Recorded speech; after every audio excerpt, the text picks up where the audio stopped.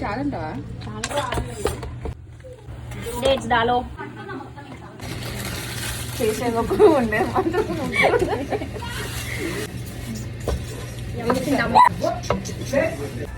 మరగక్కర్లేదు ఎక్కువ మిల్క్, మామూలుగా మనం ఓన్లీ మిల్క్. ఇప్పుడు తీయాలి వీడియో.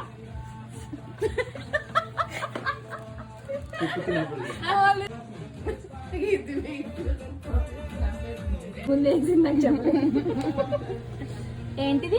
ఇలాచీ పౌడర్. ఇట్లా రోలింగ్ బాయిలింగ్ అయిపోతుంది ఇప్పుడు. అవి అట్లా బాయిల్ అవ్వాలి.